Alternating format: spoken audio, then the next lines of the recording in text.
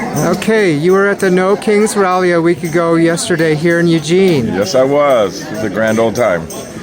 Yeah, it was a pretty nice day. Good day for a rally. The police department said there were over 6,000 people. Yeah.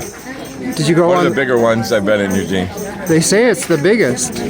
Yeah, I've been to like hundreds of rallies and protests and stuff throughout my life. I would say that would. Most people, it was not threat of police, even though the stuff was going on in LA. This was the kind of rally you could bring your kids to.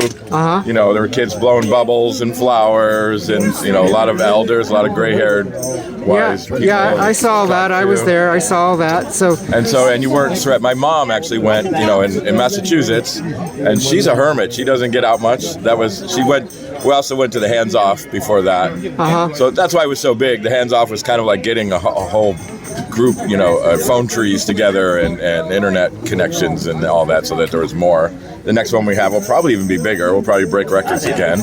As far as what it did politically, not too much, except the president is definitely affected by crowds. He still writes letters to the man, like something like 35 years ago, called him a tiny-handed vulgarian, just a reporter, and he still sends pictures of his hands circled, which the guy says only makes his hands look smaller by context. But anyway, he was obviously, the only thing missing from his birthday party was a crumpled, Burger King birthday hat, It was one of the worst attended birthdays of any president in history. So 2 records were broken. We need to scoot back and straighten out. We need to scoot back and straighten out. I'm number 10. I don't know.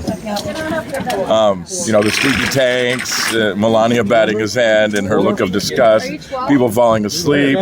I actually heard that they showed comparisons of how tight the marchers were, the military parades from Korea and all this. He wants to be Kim Jong-il II,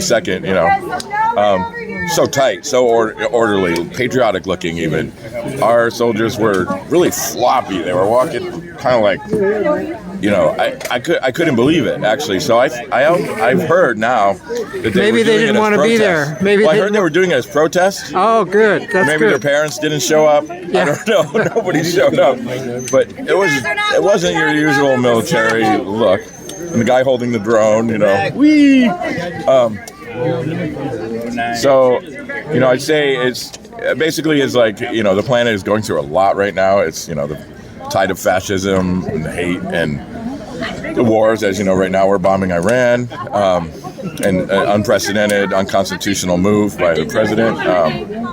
So, what we're doing in that situation is kind of like CPR for the planet.